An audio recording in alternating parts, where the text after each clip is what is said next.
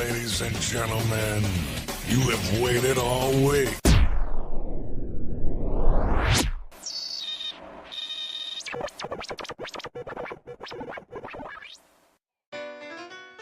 Yeah, Boogie Page.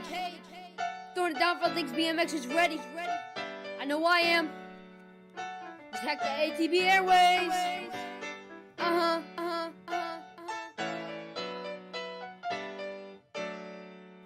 Let's kick it. All Things BMX. It's a BMX show. Unlike the rest, if you need some info, they got the best. Like and subscribe, kick back and relax. Said it's All Things BMX. It's a BMX show. Unlike the rest, if you need some info, they got the best. So like and subscribe, kick back and relax. All Things BMX are streaming to you. So post up on your couch, screencast to YouTube. It's gonna be fun, it will be a blast. You gotta do much but kick back and relax. They coming to you live from a studio, or they might be at the track, man, you never know. So don't go anywhere when my rhymes are done, cause the show's just starting, let's have some fun. I said it's All Things BMX. It's a BMX show. Unlike the rest, if you need some info, they got the best. So like and subscribe, kick back and relax. Said it's All Things BMX. It's a BMX show. Unlike the rest, if you need some info, they got the best. So like and subscribe, kick back and relax. All Things BMX got the boogeyman's back, so I wrote them this track to send some love back. JT, Melissa, Chris, and Paul, DJ Damien, can I get to entertain y'all? And I wonder who they'll have on the show as a guest. I bet someone good who's gonna impress. Guess I would just have to wait and see. Let's get the show going and start the party. I said it's All Things BMX. It's a BMX show. Unlike the rest, if you need some info, they got the best. Like and subscribe, kick back and relax. I said it's All Things BMX. It's a BMX show. Unlike the rest, if you need some info, they got the best. Like, subscribe, kick back and relax.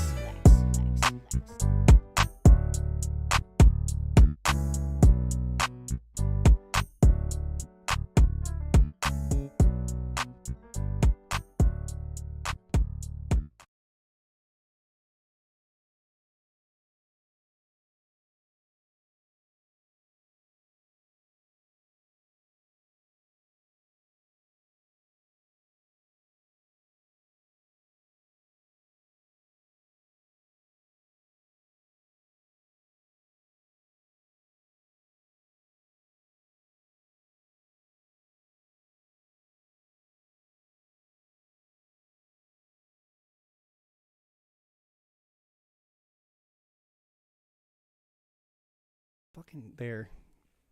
How long were we without sound? The whole time. Oh, go ahead. Do it all again. You know, I'm fine Take if two. there was a mute, but damn it. All right, we got to use the manual. Welcome to All Things BMX Show, now in Season 3. This is episode 132. We're talking to the Tall Texan. It's going to be a good show tonight because we're already on take 2, and we're about 30 seconds in. Our opening song is brought to you by the Boogeyman himself. Make sure you guys give him a like, give him a follow. He's over on Spotify. I don't understand how it works. I'm using Napster still. Got Nick Jones in the studio this evening. How are you doing? Peter Jean, what's up? Peter Jean Hernandez live. I should have put that moniker up there. Oh, yeah. Hey, Stick with Nick. Yeah, that's right. You guys can support the show by sending us stars on Facebook, or you can send us directly right over at our Buy Me a Coffee, which we don't use for alcohol or coffee. We use it to buy new equipment. So you can help us out there. Our Michigan studio is brought to you by Desoto BMX under the big top. Yes, that's where Melissa's zooming in this evening. The Florida studio is brought to you by C2 Condos, which we're completely demolishing down here and remodeling. I'm getting my contractor on while I'm down here. You guys make sure you check them out. You can rent the place out. It's a BMX haven. You're right by Nick's track here in Cape Coral. It's a fun time here. The chat is sponsored by our good friends at BMX Rocks Photography. Guys, get over there, check her out. She's got some awesome pictures. And our chat question for this evening, who's winning the Vet Pro title? Sound off in the chat and let us know who you've got picked for the Vet title or Vet Pro title at the Grands this year. Showcase is sponsored by Answer BMX as always, and our newsmaker is brought to you by the good people over at 110 Nutrition. Melissa's world famous trivia segment brought to you by our good friends at Bombshell Racing System. And DJ Damon, who is actually DJing this evening, is brought to you by our good friends at Truth. The birthday shout-outs that are slaughtered each week by Chris Beer are brought to you by the good people at On Two Wheels, and the show's opening brought to you by Gate 9. Live stream brought to you by our good friends at Mega Design. We want to wish a get well soon to the owner, Brian Foe. I hope you're healing up good. And you can check the podcast version out by finding it on your local podcast, whatever you guys find it on. There's like 900 ways to listen to the show there. And that's brought to you by Dye Job Apparel. It's a long read when you do it yourself. Dude, holy shoot. We're going to welcome in our guest this evening. Damien, how are you? Good. And glad to have you on. I know we've been working on having you on here for a little while, so we're finally super stoked to have you here and excited to have you on. Why don't you, we're going to jump right in and tell us how you found BMX. I was, I would say like in 5-year-old, so like preschool or kindergarten. I don't know how it is in US. And the BMX track was right behind my school. As simple as that. And then a few guys was riding around that track.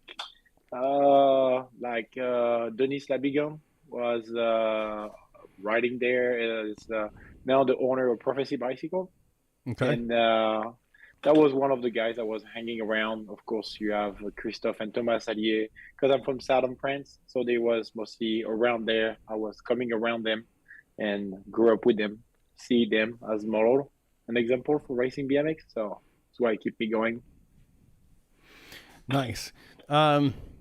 She tell us a little bit like about some of the sponsors you've had over the time and the teams maybe you've rode for. Kind of walk us through your timeline of your career.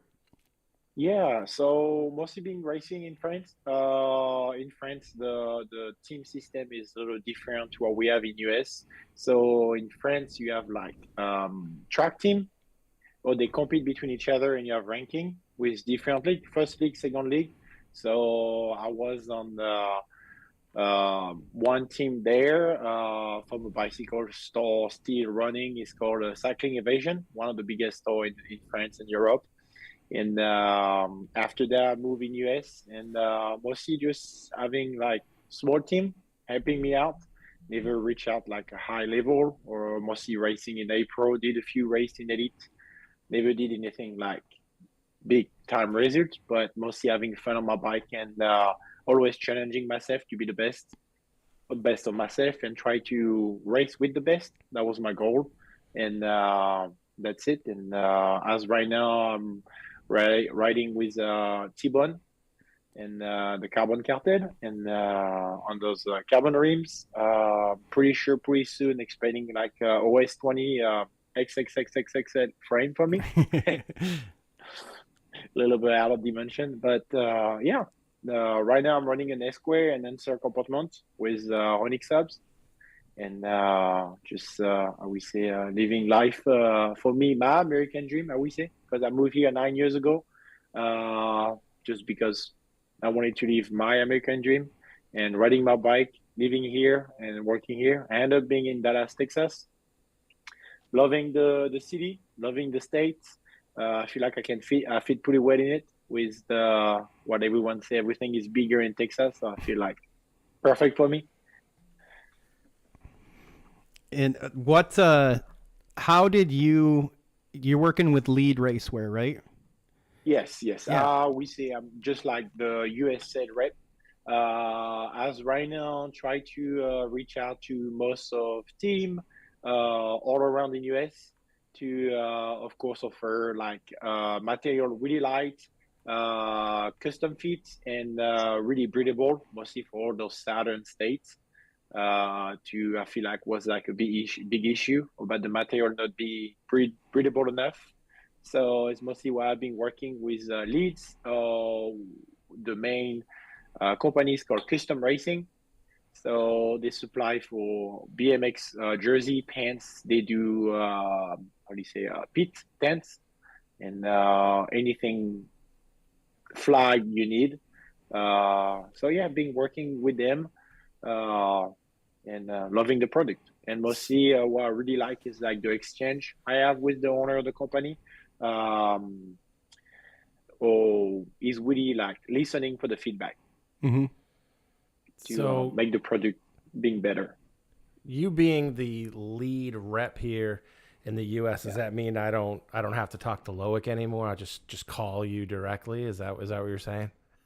Yes. Because with the jet, with the jet lag, in France, I do understand how it could be complicated for him when he run, we say, his business in France and Europe. Then dealing with different like 7 to 9 hour jet lag could be hard to deal with businesses. So I'm here to, I would say, take care and helping out to make it easier on himself. Nah, he does a great job. Custom Racing does our JNR jerseys, our national team jerseys, and our riders wear lead pants this year at JNR, so they love them all. So a little plug for you right there. Yeah, they love the pants. It's a great product, and Loic is always good about getting back to me. I was just being a smart ass, but he's great. No, yeah. I mean, I did so like a month ago. I was able to go back in France to visit my family after COVID situation, travel ban, and all those stuff going on all around.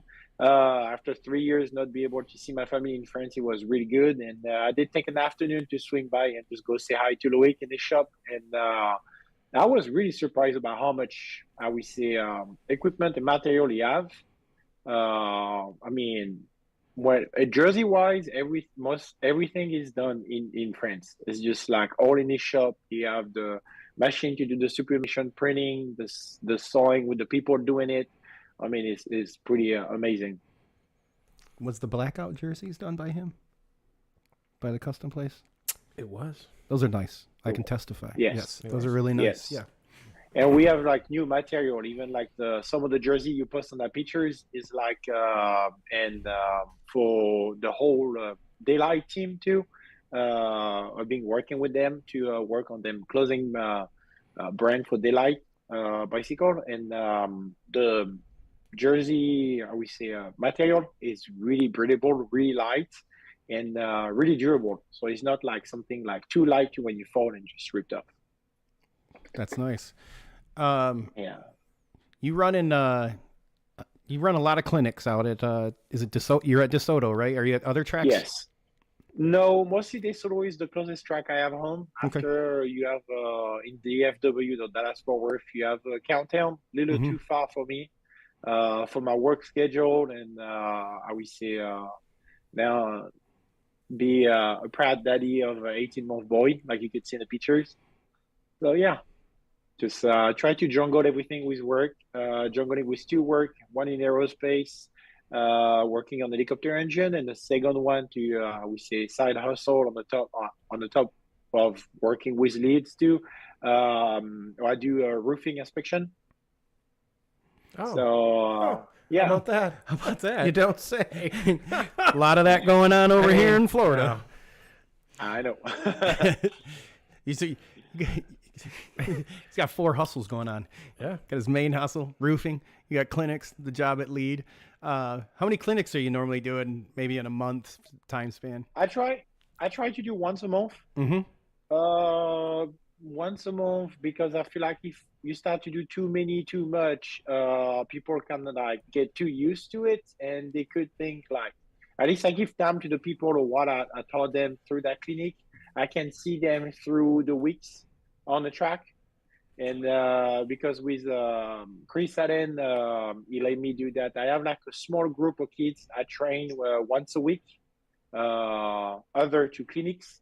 And at least I keep a closer eyes with them, and I keep it as like, I would say 5 to 10 kids. And I train them through the Wednesday afternoon session, or like everyone come ride. And I train them for like the 2.5 hours to all many different kids coming on the same time too. I train too. So like as a track operator myself, do you rent out the track, or does Chris just let you use the track whenever you want? No, it's like on the Wednesday night, like on those nights from 6 to 8:30 when the track is open. Those kids I train just go and pay the track, the normal training session. And then me, through those kids, I just keep them together, and I make them ride and do some like couple situation exercise and practice together. So they just pay they pay the track directly. Yeah, they pay the track directly, and that's it. At least he's not like anything private. He's like in the middle of everyone. Oh, okay. All right. Okay. Yeah. It's why I keep it as a small group. because at least I could do through the people coming and going, like Wednesday, and mostly now before Grant, Desoto, it could be like 50, 60 people and or more. I mean, getting closer to Grant, you get more people stopping by. But through the Wednesday afternoon, night, I just trade them in the middle of everyone. Because I feel like it's still good that wherever your age is, when I give them like just small exercise, so it's like through gate to first jump or one straight or sometimes half track, if they came around traffic or people just like not right, I mean just cruising through the track, it's still good to keep your heads up and just focus of like on your skill, on your technique, and on what is surrounding you. Because when you race, you never race by yourself. So I feel like it could be a still good practice. Very nice. What would you take as the overall your best piece of advice that you give people for training? I do the same to what is being taught to me. It's just working on your base, and when you think you got your base together good, I got one piece of advice I have when I was a kid from Christophe Levesque when he was in France before he moved to US. It's like, you do it once good, it's amazing. You do it 3 times in a row, it's awesome. But be capable and be able to say, I can do it. You have to be able to do it 1,000 times in a row, right? So it's just bringing repetition and teaching people to repeating the same skill or technique over and over and over will be the only way to become consistent and be capable to make it right at the time we need it. Because BMX is such like a quick and intense sport, and so much happen in such a short time. You kind of have to do that like without thinking about it. Did you? He's all about the bass. All about that bass. He's all about the bass. I totally had that in my head. I know you did. I saw it. I knew your wheels are spinning over there. How tall are you? Even if I've been here 9 years, apparently my French accent is still really strong. It's all right. Sorry, what you were saying? What did you say? I said, how tall are you? A little 6'8". 6'8". Holy sh! Yeah, bro. I just want to be. Listen, I just want to be 6'5", 230. Like I'm good with that. How much do you weigh? Right now, too much for what I would like to be. I'm like 250. 6'8", 250. Do people often ask you if you would bounce in their bars or nightclubs? No. People most of the time when I go out, they think I'm like a basketball player. You know, that's with my little, that's what I was with my say. accent. You know, with my accent to it. Yeah. It's just like, so sometimes I play off. I'm like, yeah, I just got injured, so I can play. But you know, just or like I got people when I go to the gym, you know, and of course I show up to the basketball course and they see me like passing the door and ducking. They're like, oh crap! And I'm like, no, guys, I'm really bad. I suck. So don't expect anything from me. Did you ever think when you were growing up to stop riding BMX and play basketball? Or volleyball, or in France. I did play basketball when I was in France. Swim, of course. But wait, why of course swimming, swim? Why of course swim?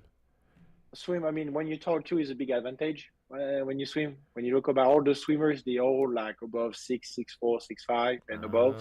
Okay. So, but swimming is a really hard sport. I mean, you just have your head down and just see little square and go back and forth. Yeah. That wasn't too much fun. I was mostly looking at swimming for more training, because of course growing really fast, really quick. I mean, when I was probably like right before I turned 16, I was already 6'8". I was like a big old 320. And I wasn't, we say lucky like us right now running custom frame. So I was running a 20-inch bike with a top tube on 21.75.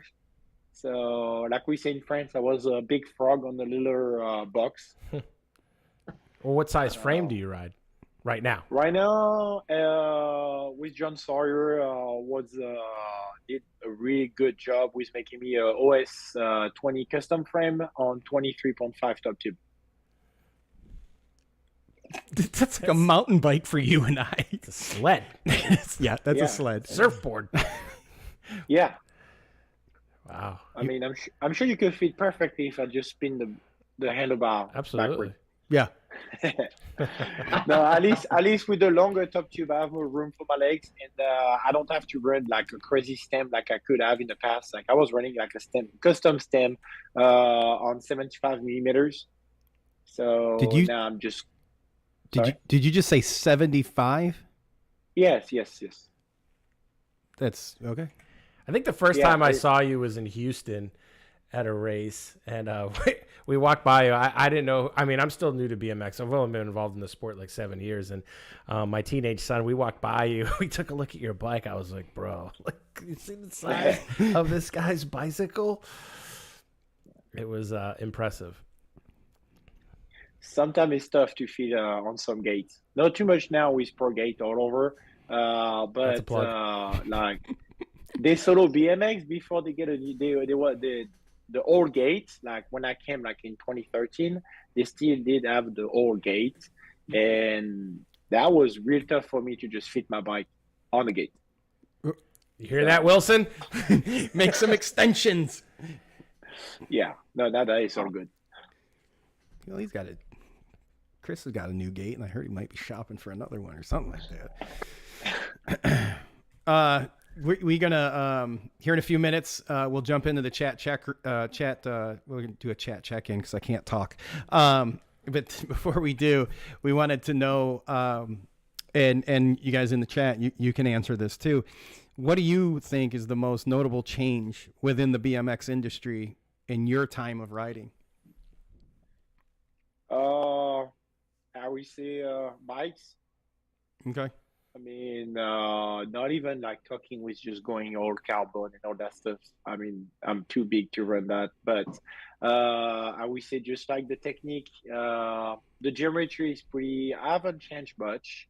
But even if we mostly all go for like a really sloping bike, but I mean, I start with like the first chromoly macro mini GT in 1993. So that was like a big thing when I was in France. And yeah, mostly is that I would say bikes, like geometry and like technique, because right now, I mean, with like 2 Allen wrench, you could just pull apart the whole bike. Bottom bracket, way easier with those bottom bracket now with pressing bearing. The headsets, I mean, tapered headset, and it is just all those little small details just make it stiffer and more durable. All right. And mostly for me, I was always asking and try to get from some brand around a custom frame, longer top tube. Of course, you have more leverage, weight, and that was my biggest fear. I mean, I'm not saying I did never break any bike because I'm heavy, and a little too long jump sometimes just doesn't do it much for a bike when you get extra long top tube. But yeah, I feel like bike being more durable and more safe for everyone, any type of size or weight. All right, good answer. All right, we're going to do our first chat check-in, and we're going to toss it over to Melissa. It's brought to you by Bombshell Racing System. How's it going in Michigan, Melissa? You know exactly how it's going in Michigan. I heard there's that stuff on the ground, that 4-letter word. Well, not anymore. It's been a cross between rain and sleet and hail. It sounds amazing. And we topped out at like 40 today. So, you know, it is what it is. Okay. Okay, so welcome to the show. We're glad you guys are all here. Just want to say, sorry, it's a little echoey for me tonight, but hi to Billy with Gate 9 number plates, Sean Gifford with Dijob Apparel, Greg Page is in the chat with us, Mike Hollywood Miranda, who I wished another happy birthday to, which I believe was yesterday, if I'm remembering correctly. Go check out his podcast, Dirty Knobs, when you can. We want to say hi to Robert Cardoza. Chris Medler is with us over on Facebook. Martin Kennard is also tuning in on Facebook. Let's see who else I got here. Oh, I did want to say we had a couple of chat questions. Oh, lots. Damon's with us, checking in from his DJing gig. He says Big Jeff all day for the Vet Pro. Medler's picking Barry. Billy also echoing for Big Jeff. Noah Robinson's tuning in. They are a little bit further north of me, and they said they're enjoying a little blizzard up there in Michigan. Mike Melvin's tuning in on YouTube. Thanks for joining in. Scott Wire, he says the LEAD pants look really good. Nice to see that they have a stateside rep with Damien. Show buddy Blaine Hoops is with us. He says good to see all of you beautiful people. Keep going. Rick Carter of the Beer Budget BMX Show is also tuning in. Actually, Mike Melvin is also of the Beer Budget BMX Show. We welcome you guys. Who am I missing? Damon says longer frames. That's been a big change in the BMX world. Low and Slow is with us over on YouTube. He says it's snowing down in Toledo as well. Brandon Dollar's tuning in. Calvary BMX, they're in Ohio. Oh, look at that. Mrs. Jones is with us. Jill is hey, babe. How you doing? She says hi to everyone. She said hi to Nick first earlier. I must have missed her. I know she did. Oh, babe, Rick can you says, put so my hot clothes in the Michigan. dryer? I put them in the wash before I came here. If you could just throw those bad boys in the dryer, that'd be great. Goodness. 3 dryer Thank you, sheets. dear. Thank you, dear. Let's see. Rick Carter says it's so hot in Michigan that DVS had his shirt off mowing the lawn today. If he did, I missed it. He's downstairs in the corner. Jim Bramer's tuning in. Says, what's up, guys? Sean DeVore says, hi, everyone from Lincoln and I. And actually, can you shout out? There you go. There you go. There we go. Can you see it better? Yes. Yeah. I was wondering what she was doing. Get your mind out of the effing gutter, I dude. was like, what is going on? The show just took a crazy turn. Anyways, I'm wearing a new t-shirt, and the prize pack is thanks to Sean DeVore and Lincoln. They sent us a little, their famous best of Texas barbecue sauce going in our belly at some point in time here, and then I got some t-shirts and stuff to give away from them. So thank you guys. We appreciate you tuning into the show all the time. All right, back to my clothes back on here, Nick. Get dressed. Jesus. Now it's a party. You don't get out enough. Martin Kennard's also shouting out Upshaw. Brandon Dowler says Barry Nobles, if he heals up. Chris Beers checking in with us. Matthew Beauchene. Hi, guys. No snow in tropical Queensland. You can about hang out with that one right there with his, it's 70 degrees down here. So hot. Well, listen, on Friday morning, it'll be 58, okay? Good. What do you wear? Well, that's just the low. Oh, do you guys? Well, they'll be in winter coats. I was gonna You'll ask. be in a Do t-shirt. you wear? Jeans and a hoodie. Not okay. Yeah. Well, I've saw people wear hoodies in like 80-degree weather here. Listen, if it gets below 70 degrees, I put a hoodie on. Okay. Is that the same in Texas, Damien? Yes. Okay. Did Brian make Okay, you wear but that with hoodie? shorts or with pants? Shorts or pants, though? That's a good question. Oh, shorts. Yes. Shorts. Yeah. Yeah. Beanie, See, that's- beanie, hoodie, short, flip flop. That's so messed up. I'll be in Because boots in the a morning, week. it could be 40 degrees, and then at noon it could be like 70 degrees to 75, and then at night it could be again 40 degrees. So you have to I would like that. be able to jungle. I love it. I've been here for 9 years. I love it. Yeah, I don't blame you. Apparently in Queensland overnight, the low will be 80 and they'll top out at 95. So there's your weather report for us. Wait, is that Celsius or Fahrenheit? Fahrenheit? Really? Celsius should be dead. But wouldn't it be That's a their good point. summer? It's getting to their good summer. call. It's our winter. Right. Yeah. But a low of 80, huh? All right. You fair know, enough. all that rotational stuff. I heard it was flat. Yeah. Like the Stick grand with starting that hill? one. Don't shoot me, Linda. Thank you guys for tuning in. If you got any questions for Damien, let me know. We'll get them over to him. And we appreciate all you guys listening. All right. And we appreciate BMX Rocks for sponsoring. And no more stripping. Sorry. the check-in. Thank you, Melissa. And again, like Melissa said, if you got questions or comments for Damien, put them in the chat. We'll get them on for him. And so we had jumped out, most notable change in the BMX industry. And a lot of people echoing what you had said. And I know this was a question I come up with and then Melissa reminded me, what's the biggest difference between racing in the United States and European racing? The tracks. I mean, the track here in US, so I would say really round, flat. I would say it need a lot of like more horsepower because you could pedal through every jump almost. In France or in Europe, the track were like steeper, rounder. Rounder. Not true. It's like you're way steeper. I would say more technical. And physically is we would say two different type of riding. Which do you prefer?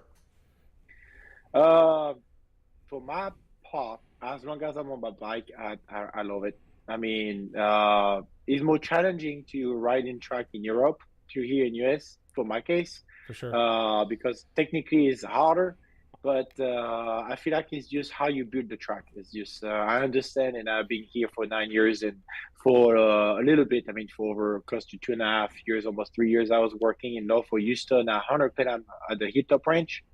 I was the builder down there, and the dirt here is different, and the weather, of course, is different. I mean, in Europe or all over in France, we don't use salt tack because we don't have as hot heat or hot rain or anything we have here in US. So we just use crushed limestone and we just water pack it and then it stay like that.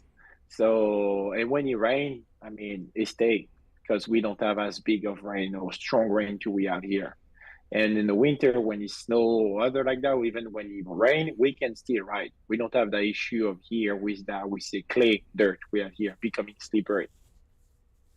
So that is two different things between riding in Europe and riding here in US.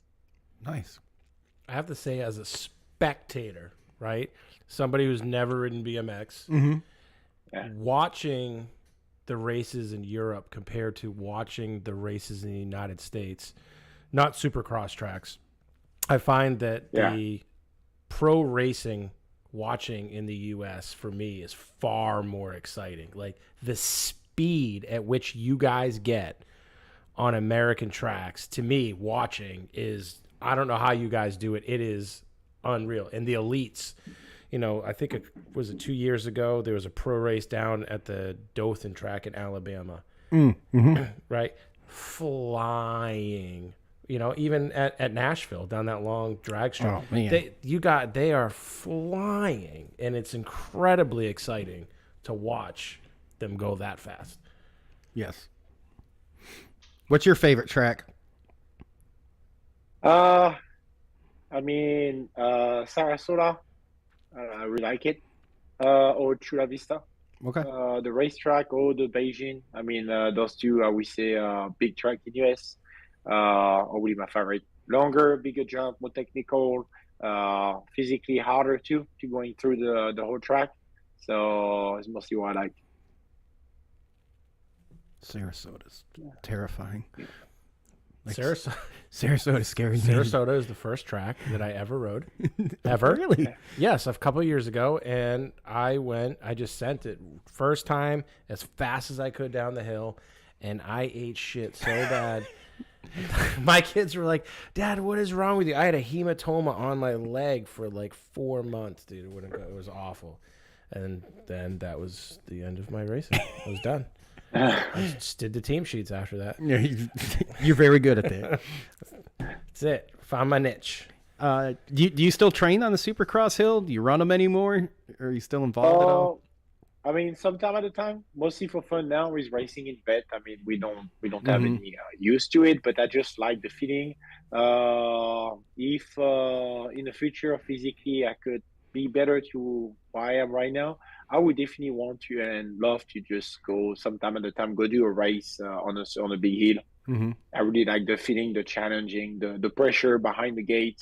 I mean, now the hill are really like standardized, so they mostly all the same. They all have little change, but they all made and built really good compared to what it was for a long time at the beginning, like the Supercross was.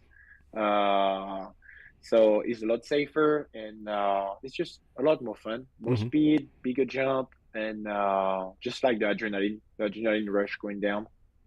Nice. Um, Yeah. you raced Papendal this past year? No, no. Nope. The only race I did out of the US was the World Championship in France in masterclass, Mhm. and we did race on a 5 meter hill, and the track was really fun. Was really small. From the video we was able to see from like the French Championship 2 weeks prior, the track at the World was being redone, so a few modification was making like I would say less technical, more rounder, faster, and that was a really awesome track. It's just really fun to race. I managed to get to the main and finish 5, but that was really a fun week of racing. Nice.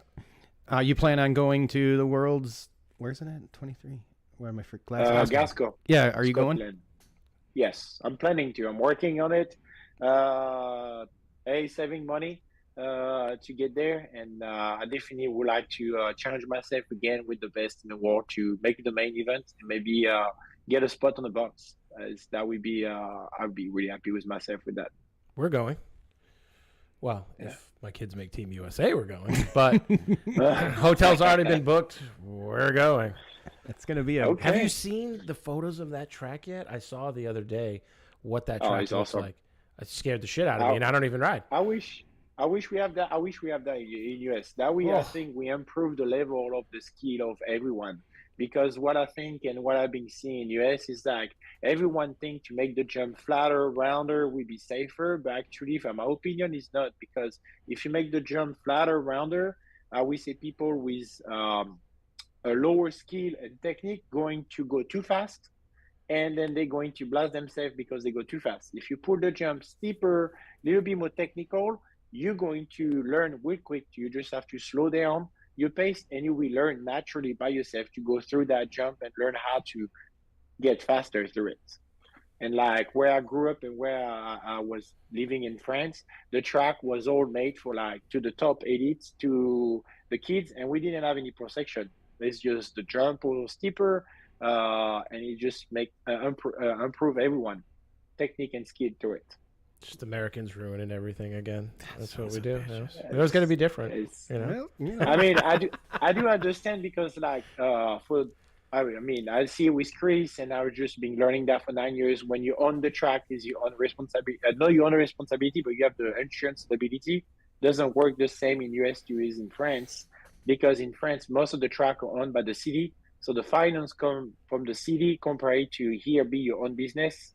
So it's a huge difference too when you build track. When you see in France all those 5 meter heat, all those turning asphalt, all those track rebuild every year is just a big difference, because if someone fall and hurt themselves, they cannot do anything to you because they have their own insurance. And here I feel like it doesn't work the same with insurance stability. So I do understand the track, the people running tracks doesn't want to take the risk of that.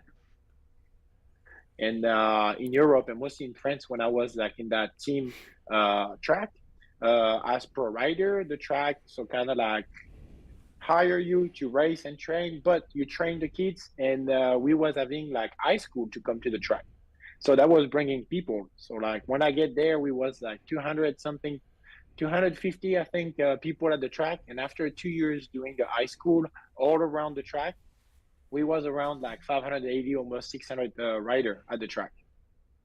So How many races would you run at that track, like in a month? Oh, we in France we don't run. We run like state race. We don't do like we do here, like a race on Monday or Friday or Saturday night. we don't do that. We just train because we have so many people, and each person to the track come on the clinic. They don't come on the open track. If you want to come and ride by yourself, the gate is mostly open, or if it's not, you just jump the fence and go ride it, and it's all fine. Compared to here, oh, you get arrested. Other than that, myself, when I moved here, I just wanted to train, so I just drive down in the morning after doing my gym, and I just hop on the little wall in Desoto and just start to ride. And I got the police just coming to get me. And they explained to me, you can do that. So it's a little different way. It's more stricter.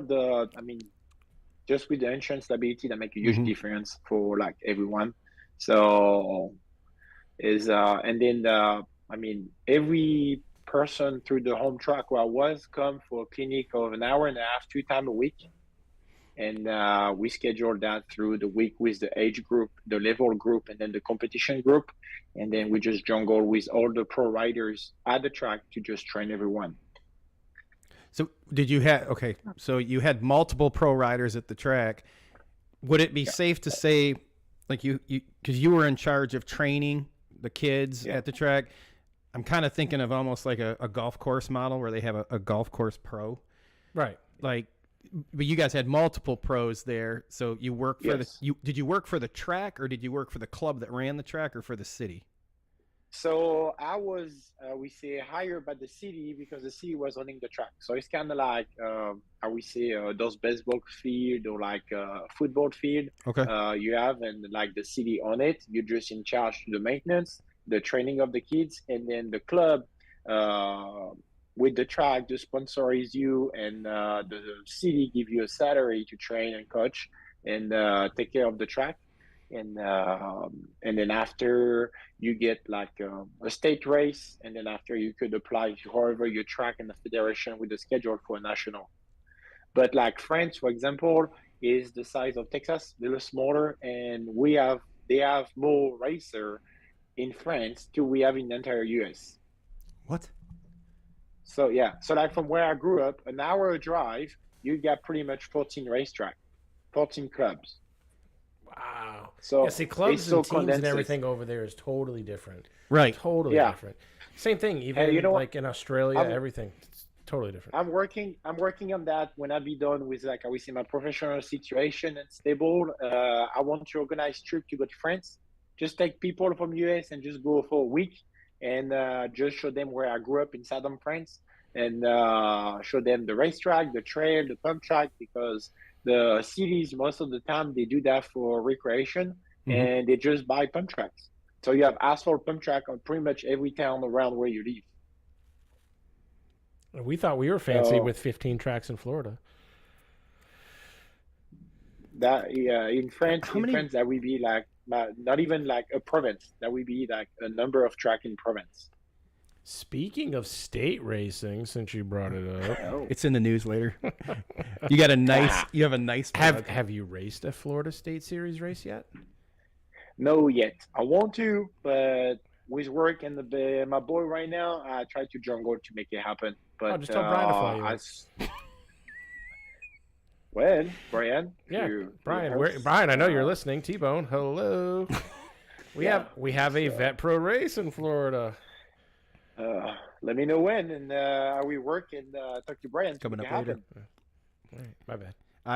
I will tell you this: it's worth the trip to experience one of them. As a temporary transplant from Michigan, 1,100 miles away, to see a Florida State race is like a national. It's crazy.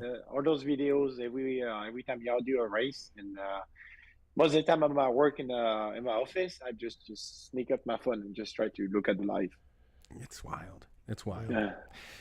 Definitely worth coming. I jumped the gun on that one. You did. Well, he said state racing. So I had to jump on it. When you have a state race like in France, so comparing it to like your home state, Texas, because that state series is like the majority of the states other than California and Florida, right? They're So explain the difference between that and like what we would have as a normal state race. I would say so. In France, you got now too many people to race for like nationals or even in states. So what they do, they just divided the French country in four pieces, and you have to qualify in each quarter of your side of France where you live. And to qualify, you have to do the state race. So they only qualify certain number of racers per class in each province and state to be able to race in the quarter France. That means the south, west, south, east, north, east, and northwest. And after that, you'll be able to race when you qualify on each of your quarters. You'll be able to qualify and race in the national. Because if it was the case, you will get like I don't know, maybe 2,500 or 3,000 people for a national race, and he's not capable to run in the weekend. That's like a grand, right? It's, about that many yeah, so they have to divide it Okay. so to make less people. What? That's okay. And like now for the national championship in France is like 2 different weekends on 2 different tracks. So you have 13 and under and 14 and over. Because when they do the French national championship, you have too many people. They can't take care of everyone in the weekend. Would that be like the comparison of the grands, right, for that country? Yes. Okay. Yes. This is why France is so good at BMX right now. Wow. Yeah. So good at BMX right now. Killing it.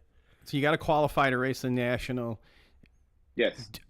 Do you have the like traditional classes like we have here, novice, intermediate, expert, or you guys just like the UCI and it's just UCI. that? Okay. UCI. It's just UCI. It's just 32 ages, and that's it. Well, I'm digging this thing where you got to qualify to go up. I mean, I like that model because I don't really understand. Again, this is from someone who played traditional sports, and you had to, win your district, then you had to win your region nation, and then then you moved up. So the way that we do it here in the U.S., I don't get it at all. But to each their own, I guess. All right, so we're going to transition out of the racing. Okay. Because I've been waiting to ask this one. All right. Oh, boy. Here we go. I know. All right. Boy. So tell us about your journey of becoming a U.S. citizen. Oh, God. Oh, gosh. Through an active visa. So I just moved here and just got an active visa and then did the process through it. And with, I would say, racing in April through the government is still considered as like a professional class because if you win, you get money. So it took me 8 years, a lot of money because doing it legally in the right way, it takes a lot of time and money and effort. And then last years in 2021 October, I was able to pass my citizenship test and then get my citizenship. What was your inspiration to become a U.S. citizen? I would say I grew up in a country where I wasn't agreeing with the politic view of it, and mostly with seeing what was going on with my parents. Just simple. My parents working, what they make before tax and what they make after tax. We're thinking it wasn't too fair, and seeing all that governmental take care of, like what is going on politically in France. I wasn't agreeing with it, and then growing up racing BMX and see Christophe Lévesque and Thomas Allier coming in US racing and being the best, and I would say living and growing through those transit race DVDs. Yep. So I wanted that. I wanted to live my American dream of racing my bicycle in US, and if I could be able to live here, make it happen, because in US it's safer. Wherever it happen every single day here in US, that won't happen in France, because the life is different, the economy is different, the people think and live differently, and it's not as safe to it here.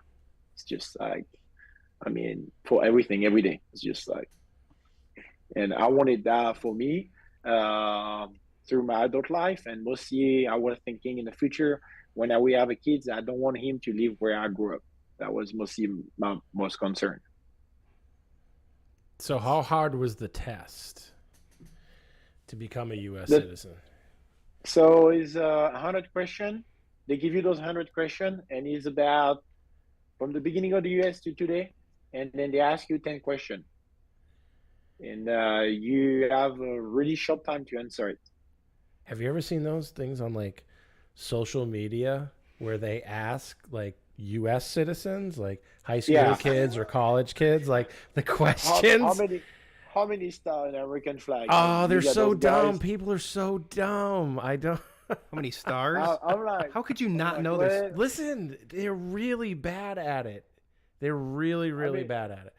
I mean, he's not. I mean, I don't want to be too politic, but you have videos, or you have even our actual president right now doesn't even know how many stars we have in our flag. So, I mean, just tell you like how bad it is. Talking about Sleepy Joe. I must have missed that. Yeah. Well, I haven't watched a ton of TV since I've been down here, though. 'Cause, it's nice. What were some of the questions on that test? Do you remember any? Other than the stars. I mean, who is the representative of the House? The House Speaker? Yeah. Well, what's her name? Well, it's not going to be anymore, Nancy. Get your ass back to California. Go visit Rick Carter. How many people could name that, though? I don't know. I mean, on that question, I got a little like memo technique to remember it. In my mind, I called her the old bird, and I kind of like whisper a little too loud, and the guy behind his desk, kind of like say, "Is that your answer?" I'm like, no, just Nancy Pelosi. I swear, sorry, just memo technique, just the old bird. No, Nancy Pelosi. Same thing. Oh yeah, just I mean, who was the preview president? So it's just like, who is the president actually right now? Or, I mean, just like basic question. Are we just like dropping viewers like bad right now? No. Since it got a little political? No? All right. No. Good. All right, good. No, it's fine. It looks like it's going up. What's your favorite thing about the USA? Team America. Billboard. Ron DeSantis. No, go. Yeah. I mean, on the day-to-day life is be able to make the life the way you want to be. I mean, you have a chance, you have opportunities. It's just all up to you, however you want to do it. You can make it happen, because everything around you could just make it better for yourself. So, where I grew up in France is like, doesn't matter. You could come out to college with wherever diploma, degrees, and certification, but when you get out, the economy is so bad you don't have a job. So you got awesome degrees, but you cost too much for any business, so you can't work. So here in US, it just, if you want to work, you can't work. If you want to make your life better, you can. Just all up on how much you want to sweat. It's an interesting take on that. You love it. Yeah, you get your degree, and then you're too expensive for them to afford you. That's okay. All right. So yeah, after in everyday life too, is just how people we see are just open-minded, and compared to where I come from, and just nicer. I don't know if it's just me, but mostly it's just I meet a bunch of people all around every day, and it's just nicer. Now I'm going to the park with my boy and just talking with everyone, and not being worried of somebody coming just going to rob you. One thing that he said that I found interesting, it's the second time I've heard it in the past couple of months, is that he had said that when coming to this country, that if, becoming an American citizen, if you do it the right way, it's expensive. And I had, when I'll call it interviewing a family for our J&R team, and that was one of the things that this particular family had said. I said, you've been here for about 2 years. How come you don't race more? Your kid's outstanding. Why don't you race more? And I said, well, because when we came to this country, we wanted to do everything the right way, and it is expensive. How long did it take you? 8 years. Yeah. Oh, Jesus! That was the whole time to. Yeah. Oh. Yeah, I got my citizenship. Yeah, I mean, I got my first green card. So I got a visa through Active Visa, and then after I got my first green card after 8 months, but I didn't get the physical card. I got like an email. I just print it and keep it with me. And you get a 2 years green card, and after you renew it for 10 years. And me on my process to become a citizen. After 5 years of owning a green card, you're able to pass the test and apply for it, and apply and pass the test. But like when you don't have your green card on you, you're not allowed to leave the country.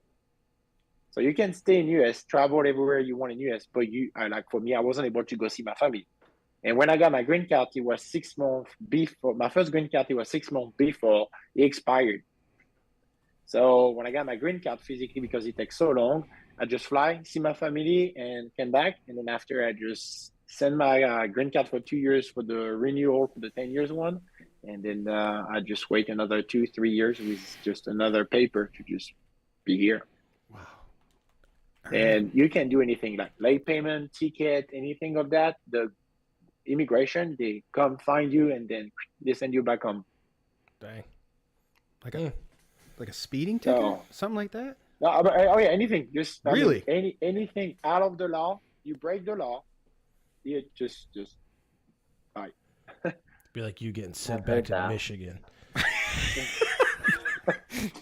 I don't speed down here because you can't, because there's so many old people.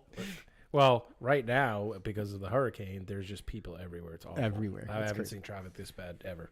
But And you're going to nonetheless. get all the snowbirds coming down here soon. God, I hope not. So a couple questions for you that we had before the show that we threw in here. Excluding name 3 favorite BMX riders of yours, past, present, and then kind of tell us why it's those 3 riders that you picked. First, Christophe Levesque. I mean, I grew up watching him, seeing him. I mean, it was the best. He just kind of like did what no one haven't done before. Mm-hmm. And after growing up, I was able to hang around him, train. In the beginning of Chase, even like make the effort to make me my first custom frame in 23 top tube. So that was really awesome to have that opportunity with him. Second rider, I would say Magde. Just because he was tall and I like the way he ride, so smooth, just really come outside the track and on the track it was just fire, just loving it. And big idol, big fan. And the third one, I would say right now, Nick Kinman, same, another tall dude, just like the way he is outside the track, on the track, and just like the way he ride, so smooth, so effortless, just look like he doesn't even pedal. He's Yeah. in Houston. I watched a lap with that guy, and I don't know if he did pedal. He just pumped the backside and passed like 4 or 5 guys in elite. It's got tree trunks for legs. That's supposed to happen in that class. He just boom. So what is in your career so far? What's been the most memorable moment you've had so far in your racing career? I always say when the USA BMX was doing those Super X race, it was just like A Pro and Elites, and I did race in Elite Men at the Chula Vista track on the Beijing one. Just racing in Elite, lining up in the gate and just be next to Maris, Connor, Joris, and Nick. All those top guys, and just I would say racing, be with them on the gate, and after when the gate drop, they're gone. But racing, be with them, And I was really happy. I got quarters on each days, and I was at my place. It's just I did give my best and push myself beyond what I could, and I was really happy with my result because I could not do much better. Those guys was another level or 2 I never reached. So it's just like it was an amazing experience to really just pass the whole weekend racing and doing that. Yeah, that's like when I get the gate with Jim Bramer. I gave him a nickname. You did? I did. What's that? Jimbo Slice. I like the nickname. Jimbo Slice. So we got a few. We're gonna do name association. Okay, just short word answers. You want to take the first name, Nick? Yeah. Oh, wait. So what does he do when I give him the name? What's just Short the first answer. thing that comes to mind? First thing that comes to Oh my mind. God, I want to do this. If you have other names, throw them in. No, like I want to be him in Oh. this situation. Well, We'll do it. That's for another day. no. All right. Well, no, he can go. No, because you're reading them. So yeah, we'll do it Right. another day. Yeah. Okay. That sounds like a lot of fun. Okay. All right. You ready? Chris Yeah. Allen. Sorry, Chris Allen. Chris Allen, cool dude. He's got an epic beard, doesn't he? Yes. All right. My favorite time is when the state race in Desoto for he put on action his beer, or like people was just giving money and they come and shave it just right here on the track. I remember. I remember. Okay. All right. Next name, Brian Wilson. Amazing. Oh, you lying. What do you say? No, like how do you say amazing meeting, just meeting the person. Just like I'm losing my word. Like, how do you meet a new person? You know, just like because I really didn't know him before, like T-Bone BMX or anything like that, and I just came across him at Grants, and we just talked, and it was just like open-minded, just mostly with like OS20, you know, those wheels just coming up now, people just start to be aware of it. Personally, I run OS20 right after Mac Day, started to do a few run with Taoga and GT. I run OS20 since 2014. And yeah, just having someone talking and be able to exchange and just like listening what you say without judging and just following up with you. It's like, oh, you got idea, you got great idea. It's just like put the frame, always working to make one. It's just like, what is your opinion? And just great to meet someone like that, open-minded, no judgment, and just exchanging. Checks in the mail. Tanner Sebesta. I would say I'm jealous because he go too fast. I would have to go as fast to him. All right. I meet him coming to race in US and just being around him, riding with him sometime at the time, and just great guys. Just like I say, I wish I could go as fast to him. All right, you want to take the next one? Rain Lankford. Chill, but real fast and getting faster. Yes, he is. It's crazy how young he is. Yeah. Now he grew. Did he grow up around you?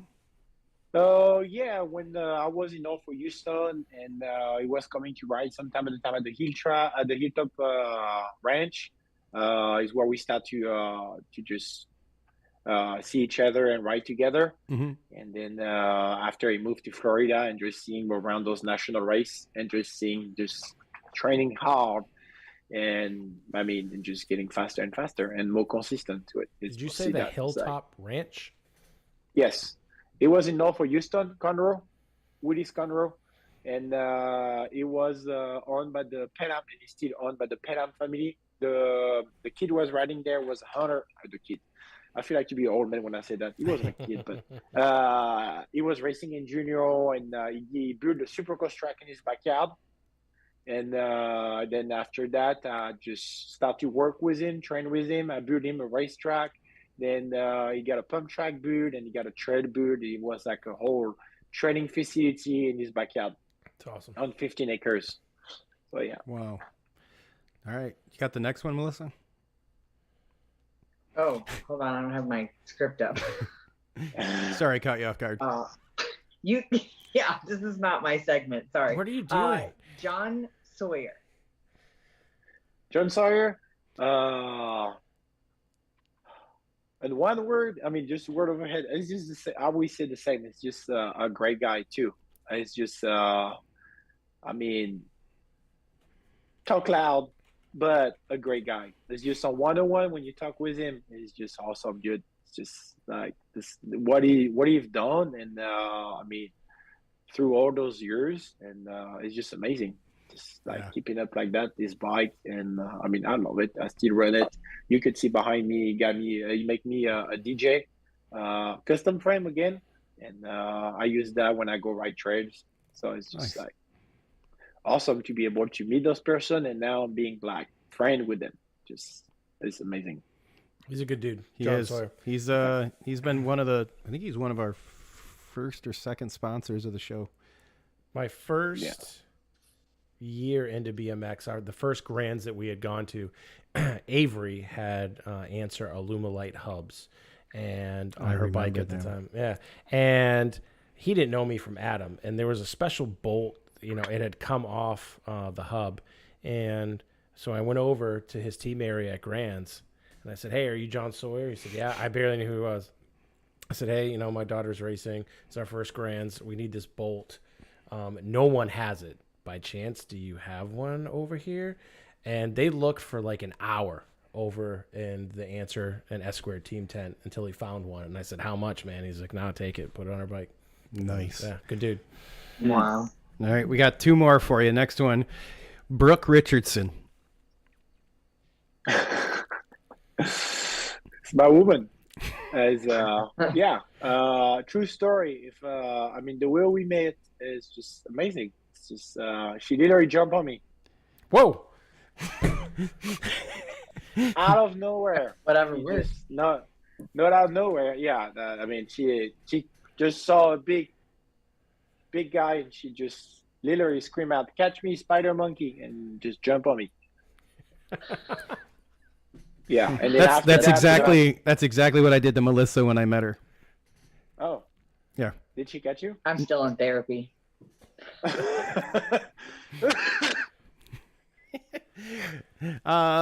So when Jill and I first, no, I'm just kidding. Just kidding, babe.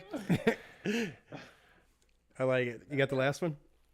KJ Romero. How we say, awesome rider, awesome dude, real funny. Sometimes too funny because he make me cry. He's just out of his humor, and he is just a cool dude, awesome dad. Love to see his story with him and his boy. Just loving that dude. Awesome. Wishing I was be able to be around closer to just hang out more and go ride some bike more often. But yeah, just nice guys. And now really exciting to race in Vet Pro to just be able to battle. Just have some fun around the track. Who wins? You or him? I definitely get pulled. He pulled me for sure on the first trip, but I would say it all depends on the track. I would say on the longer track, I could be sneaky enough to go around him. But I mean, now he's going really fast, and I haven't raced him for a long time, so I can't really tell you. But he's definitely strong in the first trip. All right. All right. Well, thanks. We're gonna move into lightning round. All right. Now, lightning round is brought to you by Branded Pop-Ups, and we want to thank our sponsor for lightning round, Branded Pop-Ups. The mission at Branded Pop-Ups is to provide a fan with a brand supporting role. You can get your favorite canopies there. They got Profile, ATB. They got a whole bunch of them on there. Go over there, check them out at brandedpopups.com, and give them a like, give them a follow, and share the word. All right, lightning round. This is very similar to the name association we did, but we moved through it a little bit quicker, all right? So we're going to start it off, and Melissa's going to kick us off. Are you ready? All right. First thing that comes to your mind. All-time favorite movie. BMX Bandy. Ooh, good one. Favorite TV show. Friends. All right. Favorite junk food. Chocolate. Yep. Dark chocolate. All right. What was the last thing you Googled? You asking me? No, I am not asking you at all. You sure? I've Last seen thing I your Google? meme game. No, we're good. What was the last thing you Googled? How to get extension on my golf club. Okay. Favorite city you have ever been to in the world and why?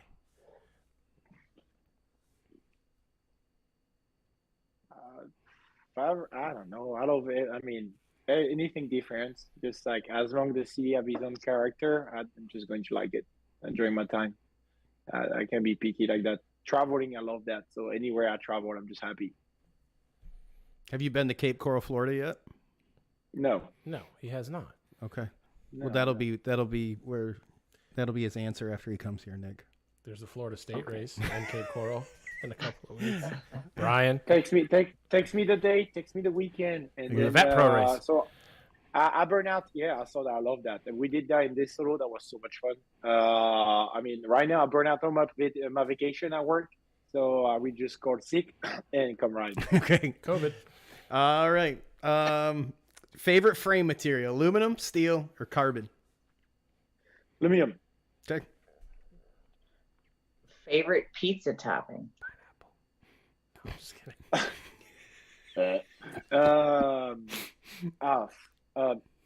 Mixed veggies. Okay. Bunch of veggies. If you had not been involved with BMX, what would you have done? I don't know.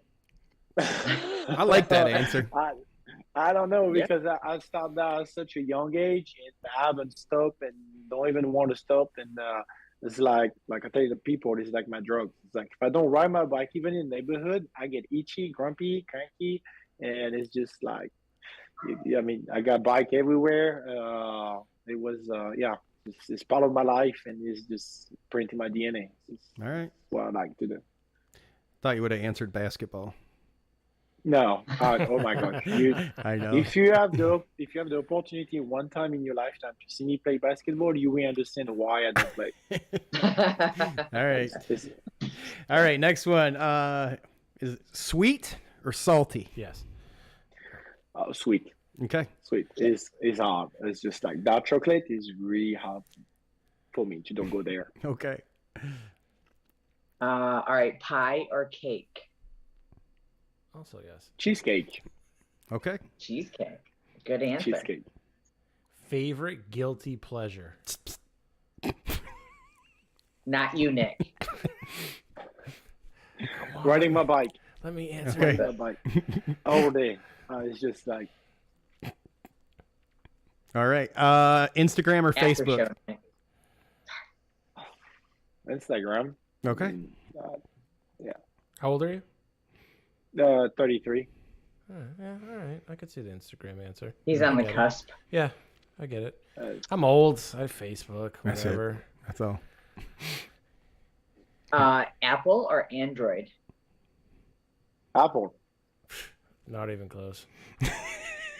Absolutely. What talent do you wish you had?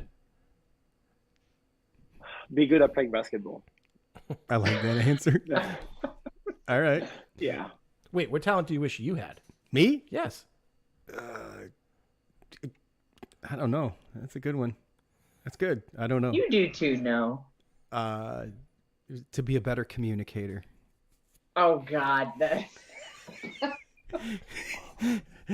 Flats or No. clips? Flat. All right. Yeah, man. Yeah. Flat training and then the week before or even the weekend of, just put your clip on. It's the same. That's how to do it. Okay, what is one thing that people are generally surprised to find out about you besides the fact you don't play basketball? Or to see me riding a bike. Yeah, I could see that. I can see that. What was your first job? Coach in BMX. Yeah, it makes sense. Okay. Yeah. This is a very tough one. The next one is. It's very, very tough. And you skipped you. Of course I did. All right, Damien, what is your favorite Wednesday night live BMX show? Yep. Good answer. Good answer. Yep. Good answer. All right. Well, we appreciate it. And thanks again to our friends over at Branded Pop-Up that make it possible for us each week to bring you guys the rapid fire round. All right. Nick, we're gonna cut into the Newsmaker segment. Are you ready here? I'm ready. All right. So, Damon, we want you to jump in with us. This is where we go around. People send us in news, events that are going on at their tracks, and we put them in and we talk about them. So you got something going on there at Desoto when you have your clinics, just email it to us at info@allthingsbmx. Let's just, you know what? If you've got something, just text it to me or send it to me on Facebook. And as always, Newsmaker is brought to you by 110% nutrition. good guys right there, aren't they? Good guys. JNR team sponsor this year. Are they? Yes. All right. Nice. And let's talk about the first bit of news, Nick. Let's. Banging bars, baby. Now, it's supposed to be 2022 banging bars. Technically, it's in 2023. Okay. But we had to push it out a little bit. All right. One, because of weather, but two, when I saw once the national schedule got released and there was no Florida racing and no national racing the first weekend of January when it was absolutely gorgeous here in Florida, as track operator said, let's make Bangin' Bars the first weekend of January. So it's 4 stops: Naples, Charlotte, Cape Coral, and Triple Creek. So the first stop in Naples is on Friday, January the 6th. And then Charlotte BMX on Saturday morning, January the 7th. And then Saturday night at Cape Coral BMX on January the 7th. And then we end at the Ditch, Triple Creek BMX on Sunday, January the 8th. So if you do all 4 races, you get a custom Bangin' Bars award for free. Have you shown that yet, or do I just know? No, I think I did do a post on it, and I showed everybody what it looked like. It's pretty. It's nice. It is nice. You can put your 110% nutrition in the thermos and have it with you for racing. Very nice. Yeah. See what we did there? But if you need a shaker, make sure you go over to 110% nutrition and get your own shaker. There you go. Okay. I wouldn't know. So how it works, Damien, is you have to race all 4 of these races at all 4 tracks. Doesn't matter if you make the main, doesn't matter what place you get. If you race all 4, you get the custom award. And then if you get on the podium, we give them a plaque to put on with the little stickers and stuff. And same thing for the pros. If the pros want the money, $10,000 in payouts this year at Bangin' Bars. And it's the first time we're ever doing a female Pro-Am race. So all of our ladies in Florida or outside of Florida, there you go. Come on down. Come make some money. $10,000 in Pro-Am money going out.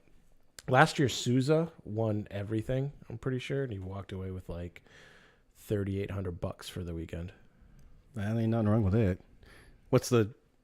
Is it based on? You got 10 grand. How's it divided up?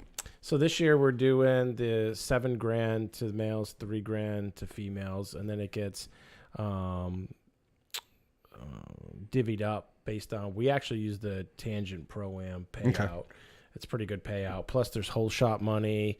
You know, local companies are always throwing in money for whole shots and things like that. So when it was all said and done, I'm pretty sure that Souza walked away with like $3,800 for last year. A weekend's worth of work. For the weekend, yeah. Not at a national. Correct. That's pretty sweet. All right. Southwest Florida Nationals. There you go. Our next bit of news is coming out of Waukegan BMX. I bet you it's cold up there right now. It's got to be cold already. Right. Really? Tour drive. Yeah. So here's what they got. They only got a week left on this one to get your donations in to claim your spot. They got an autographed Connor Fields jersey they're giving away. And this is a toy drive that they're doing. And they'll take cash or toys. All right. And this is how you get your raffle spot. You don't have to give cash if you give the toys. And they'll give you a raffle spot for every $10 the toy is worth. I think it's a pretty Seems fair. Super awesome. Yeah. And the last call for donation drop-off is on the 20th. So you guys make sure, get in there, get that done. And once it's all done, all the toys are going to be donated and dropped off at the Children's Hospital of Milwaukee. Oh, that's awesome. And then they'll be dropping that off, and the drawing will be, I'm assuming they're probably going to go Facebook Live. It'll be on the 23rd. We're going to, if you guys want to check out some more or you want to help out or anything like that, we're going to put their email in the chat. You can email them for any more information, or if you want to mail out a gift or something like that, or maybe make a cash donation, hit them up. I think it's a cool cause, and you can win an autographed Connor Fields jersey. Yeah. So that's pretty cool. All right, we'll go to our next bit of news. This is one that I feel I tried to do my best last week at emphasizing, but I'll let you take this one away. I think I missed that part because I probably went to bed. But so Cape Coral BMX state race coming up in December. There are still spots for camping available. If you wish to camp at Cape Coral BMX state race, please do not text Nick Jones. Please do not call Nick Jones. And please do not message Nick Jones via Facebook Messenger and say, hey, are you guys doing camping? The answer is yes. And there is a link. You can find it on our Facebook page. We'll have it in the link in the chat too. And then it's also all the information and news. Oh, look at that. It says it right there. No, you can't make reservations by texting. We might have told people to text you last week. I'm not real sure, but No, we told them not to. Oh my God! Listen, I love you guys, but don't text me with these questions. It's all on social media. Ride Florida BMX. Is that where it's at? Listen, if you are a BMX rider in Florida, and you don't, or you or your parents don't have Ride Florida BMX, you don't follow that page, you're missing out on a ton of information. Facebook page, right? Yes. Okay. So is it okay if they Instagram message you about camping? Well, they can, but I can't remember the last time I checked my Instagram. There's probably all kinds of shit in there. Inappropriate stuff. Here's a hot one that came out today. I think well, I started seeing it today. Did you see this, Damien? Yeah. All right, so we're gonna go. We'll go over this, and I guess if you guys are in the chat, we'll be checking in the chat too. Let us know what you guys think of some of these changes, good or best, or good or bad. Sorry. We'll skim through some of these. Damien, kind of give us your feedback on them. Nick, you want to let them know about the class changes? 8 and under girls cruiser is now going to be the new class, and then they're going to move it to the 9-10 girl cruiser. So it used to be just 10 and under girl cruiser, and so now it's 8 and under with a lot more girls racing cruiser at a younger age. So it's 8 and under now instead of 10 and under. And they added a 51 and over expert women's class. So got more women racing overall. I think that's a good thing. Now the big one here. So yeah, the expert women's class. Typically, if you couldn't form a class, they'd get moved to the men's intermediate class. But now they're going to get moved to the men's intermediate class of their age instead of racing forming a girls class with an 8-year-old girl, and a 40-year-old female, so they'll race more people their age. Makes sense. Yeah. That's good. I like that one. It's a good rule change. Big one here. Especially at the local level. Yes. Especially at the local level. Yes.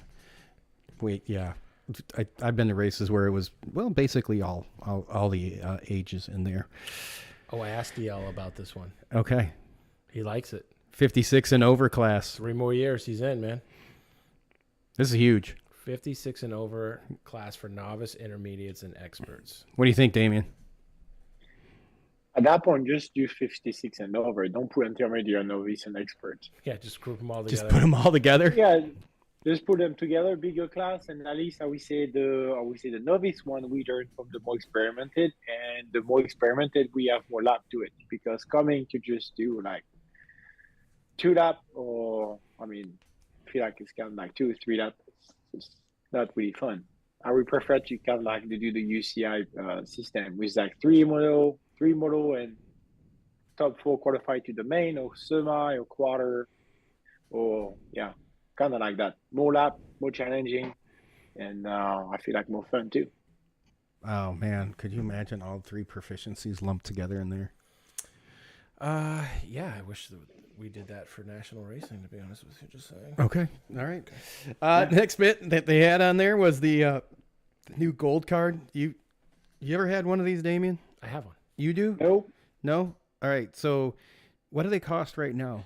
It's $120 to have a gold card. So with the gold card, first of all, the only reason I have the gold card is because there is a separate window at nationals that if you have a gold card, you don't have to wait in line. You just walk right up to the gold card window, especially at Grands. Last year, it'd probably just be worth it right there. Oh, the line was insanely long, and I just walked right past everybody, and this one dude lost his mind. I can't believe that you would just cut all of these people were waiting. And I said, well, I don't know if you can read, but it says gold card right there. I got one. So then there were people behind him. They go, oh, wait, that's the gold card line? 8 other people walked up there. This guy was losing his shit now because he'd been waiting in line for an hour, and people behind him were going straight to the window. I still can't believe that many people don't do online registration. Yes, it's crazy. Okay. But I don't like this new gold card. You don't? No. So listen, that's really the only reason that any of us use it. Plus you get a discount on merch at USA BMX with the gold card. So for $120, it works out. You get a couple of free opens throughout the year. It's worth it. But now for $350. I'm not getting a gold card next year. No. No. I said it on our track operator page. There's a lot of things that I agree with USA BMX. I know it's probably not a popular opinion for some of the viewers, but there are a lot of things that I agree with USA BMX. This is not one of them. Like $350 for a gold card. Count me out. I'll do the regular membership. It's not worth it. And you'll make sure you use online registration? Always. When you race Elite or Vet Pro or any pro class, you could go directly to the gold card windows, without having a gold card.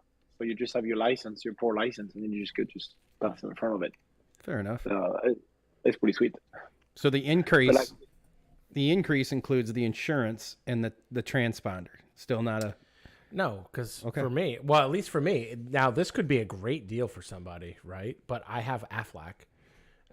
So if someone doesn't have supplemental insurance, I could see where for $350 for your rider to have supplemental insurance for all of that racing throughout the entire year, that's a phenomenal deal. Okay. For sure. But not for me. Can a pro, do you know this, Damien? Can a pro buy a gold card? I mean, obviously, if they can cut to the front of the line, well, not cut, they get to go to the front of the line. Like, that's a big plus. But, like, okay, we were actually, I was wondering myself, because with this spot insurance, that could be a big thing for pros. For a pro, absolutely. Yeah. Do you have Aflac or Spot? No. Really? Yeah. That's crazy talk to me. Do you sell Aflac? No, I don't. But do you know how much money they give you for getting hurt? It's insane. So especially in a sport like BMX, just for my kids, and my kids don't race pro, we have used Aflac, and I'm sure people have used Spot, and got a ridiculous amount of money that they give you for any injury, broken wrist, whatever, Now you also get free entry fee into the National BMX Hall I'll sneak in, dude. Okay. All right. I'll find a door. There you go. The one's always open. Oh, we got the baby. You got the boy River here. Just wanted to say hi before the bed. River, we won't be keeping Dad much longer. Does he have a balance bike yet? Sorry? Does he have a balance bike yet? Yes. A T-bone carbon balance bike? No, yet. I'm waiting on the. Okay. I'm waiting to send me one. Are you going to be at Grands? No. Okay, then I'll make sure it gets sent out before he leaves for Grands. Oh yeah, I'm going to make my boy happy. There you go. Yeah. You want to introduce Mom? Right here. Mom, come here. Brooke Richardson, right here. Hello. Hi, Brooke. Hello. Welcome to the show. He's being a little shy. All right. Very nice. All right. Our next bit, we're going to throw it over to Melissa, and we are going to do our trivia segment here. And Melissa's trivia segment is brought to you by Bombshell Racing Systems. If you guys are looking for some new parts, new goods before you get to the Grands, or if you're at the Grands, stop over and say hi to the crew at Bombshell.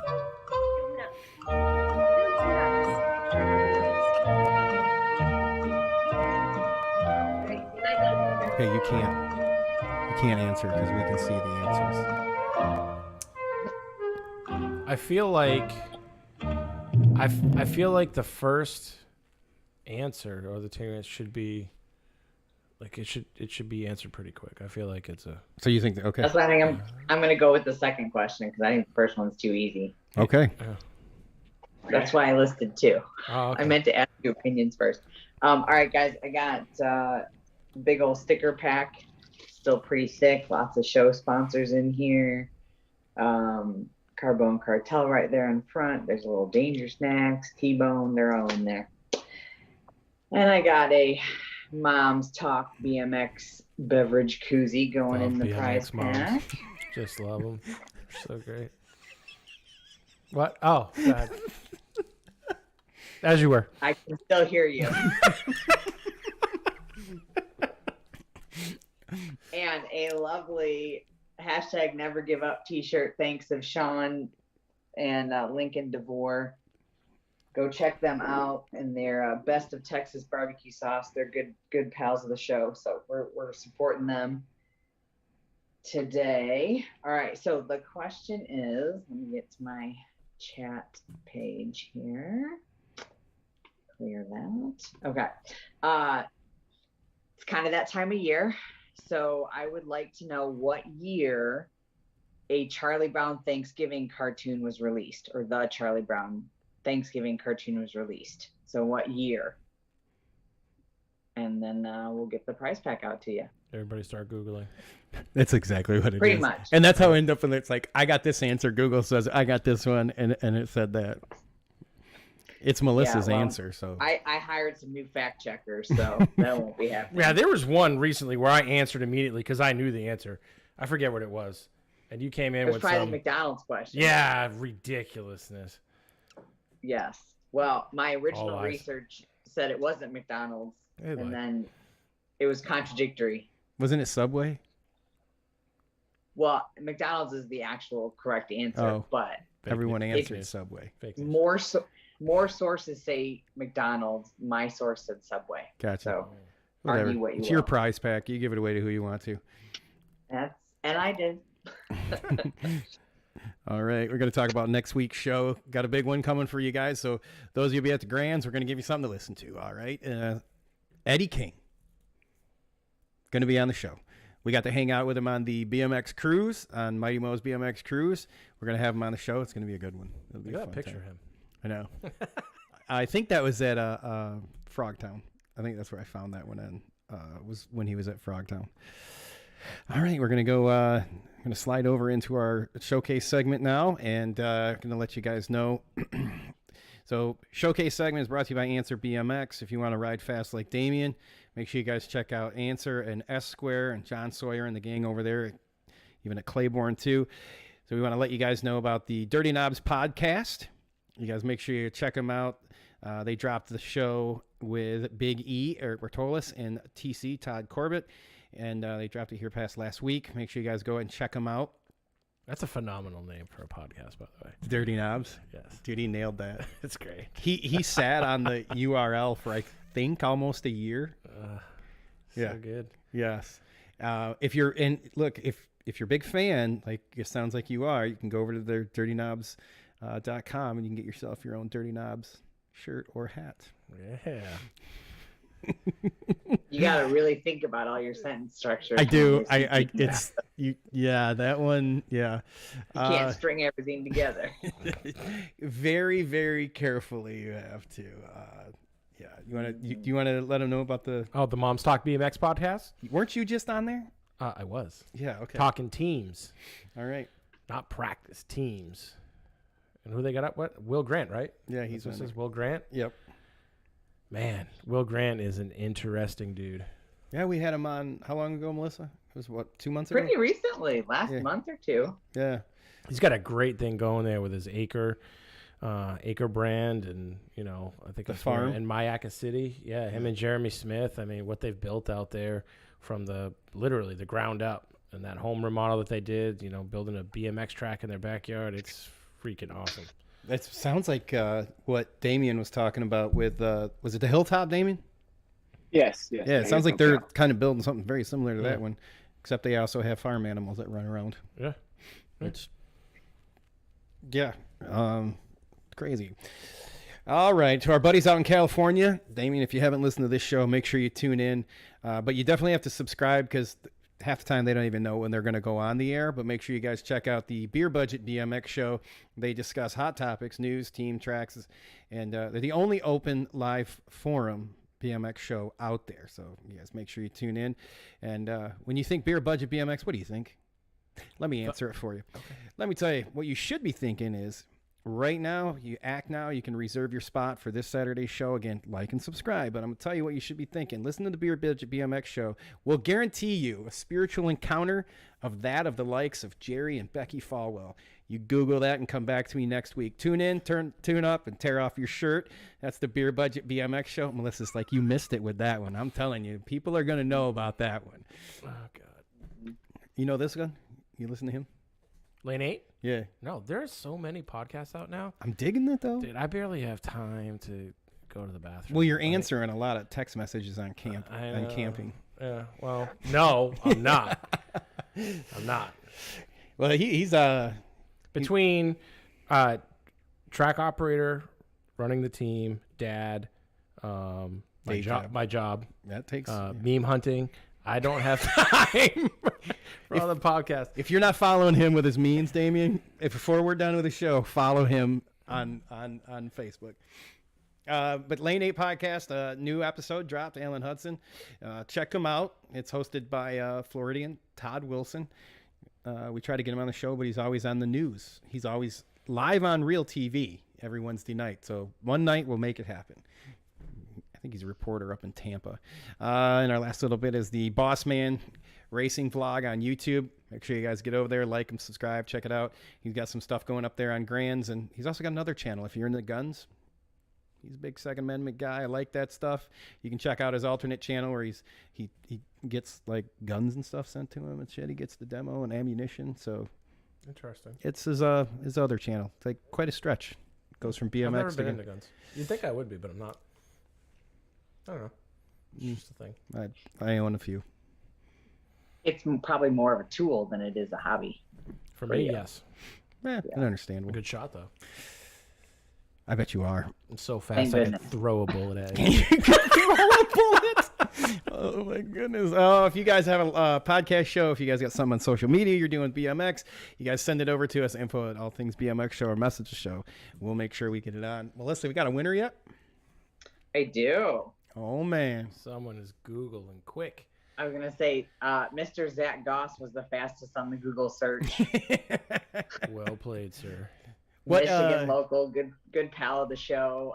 The answer is 1973. It actually was released on, I got to go back up in my script here, November 20th, 1973. So, Zach, next time we run into you, we'll have a little treat for you. I don't think they've ever changed it. It's probably still the exact same one they show every year. Oh, 100%. I watched the Charlie Brown's Christmas. I always miss the Thanksgiving. All right, we're gonna call Nick. But when I unlocked my phone to call Chris, the very first text message Pringle I have is from John Pringle asking you if there's camping. Yeah. Oh, let's call Chris. And Damien, we're gonna call Chris. Chris is gonna do our birthday shout outs as he does each and every week with us. Chris might be asleep. We're rocking kind of late. We're an hour and a half in. It's good. It's Norm. It's Cash. Fire, as the kids say. We're almost wrapped it up. We're in the rhythm pack going to the finish line right now. Hello. What's up, Chris? Hey, bud. How you doing down there? It's warm. I sweat a lot. Warm it up, Chris. I sweat a lot down here. It's Yeah. I've given up wearing hats because I just sweat right through them. Like Nick gave me a nice hat. Melissa and I are all bundled up in sweatshirts and slippers and everything, trying to stay warm up here. That's right. Well, Nick's wearing a hoodie, and Damien's wearing a hoodie. He's in Texas, so it's chilly. Yeah, but it's not. What was today? I think it was 37 was the high or some crazy thing. Yeah, 70's not fucking cold. Excuse my language. Right. Yeah. You tell him, Melissa. All right, you ready? You ready for birthdays? Am I cutting out on you guys? Because no, we got you. Okay. Yep. All right. So birthdays this week, sponsored by On Two Wheels. Let me pop that in there real quick. There we go. Okay, On Two Wheels. So if you're celebrating this week, your birthday, you're celebrating with the first one, Alex Paz. Good enough. Good. Okay. Good. Travis Black, Jacob Stoffel, our good buddy up here from Michigan, Mr. Craig Dragna. Actually, his birthday is today. Mm-hmm. Yep. Let's see here. Trek Vandekar. Yeah, that's spot on. You know his dad owned a Trek bike shop? Really? Yeah, his dad owned a Trek bike shop. Is he named after the actual bike? Is that? I don't know. We might want to call him to confirm that. But his dad owned a bike shop, a Trek one. I think that's how he ended up with the name. Yeah, I was going to say pretty much. Eh? Sometimes I wonder if the names that you guys have on here, people just send you and aren't real. No, I take them from Facebook if they're my friend. Oh, all right. I just go in there and look and then take them off of there. Sometimes I slide a couple in there on Chris that aren't real. Ricky Bobby, stuff like that. Yeah. Or you could email the show if you want to be on the birthdays and have me mispronounce your name. It's true. Okay, so Trek was the last one. Allison Adams has a birthday this week. Sean Godins, I'm guessing. Okay. That one. Chris Gomes. Oh, Jesus. Gombos. Remember he was on the show? Track operator up in Connecticut. Yeah, I remember that. But I don't remember that when I look at the name. Trumbull. So you have Jim Dunleavy, Tom Wagner. The Thrill Billy. What? That's his nickname. That's awesome. He's in the 20,000 point club. Really? That's a lot of money. Yeah, it is. All right. So then we have our ex-teammate here, Mr. Carl Stahl, out of Ohio. He's having a birthday. Jordan King and Miss Margie Hatfield. Another TO, right? Wow, Yep. yeah, legend. And Legend. yes, when was it? Yesterday or Monday? Hollywood Mike Miranda had his birthday. I think we did him last week, but There you go. we'll give it to him twice. Man, he's a big supporter, man. All right, Chris, thanks for the birthday shout-outs. Appreciate it. Stay warm. Hey, we'll try to. Hey, I'll see you guys in the after show. All right, buddy. Talk to you later. All right, God bless everybody. Take care. All right. And with that, we're going to wrap it up here. First, I want to toss it over to Damien. Damien, we're going to hand it over for you. Any shout-outs, thanks, anything you want to plug, any upcoming clinics, anything like that, your wife, go right ahead. We're going to toss it over to you. Yeah, just thank you so much to everyone. Thank you for motivating me tonight. Thank you for the people behind me, supporting me, and just there to still keep me roll and keep my American dream alive. So T-Bone BMX, Progate, Esquire, Answer, Onyx, and of course my family, my fiance and future wife, working on the wedding, and everyone around me, and Chris from Desoto BMX, always open-minded, always here for any type of clinic. Not clinic plan yet, but going to wait after Grant and just get that year ready for get that new year ready and set, and then personal goals in life and on the bike. And thank you so much, everyone. Thank you. We appreciate it. Yeah, thanks for being on. Absolutely. And thanks, Nick, for setting in this evening, and Melissa for joining us from the Michigan All Things BMX studio. Appreciate it. Good times. Did you have fun? Yeah, it was a blast, dude. Good. We'll do it again There then. were so many things I wanted to say that I didn't. We'll just do one when it's you then. Well, no. I didn't say it for a reason. Oh, okay then. The after show. That's coming up next. Damien, you're free to hang out. If you got to take off, it's all right. We're going to do a little after chat here in a few minutes. You guys have a good night. You guys have fun racing this week. We'll talk to you soon. Hi, everyone.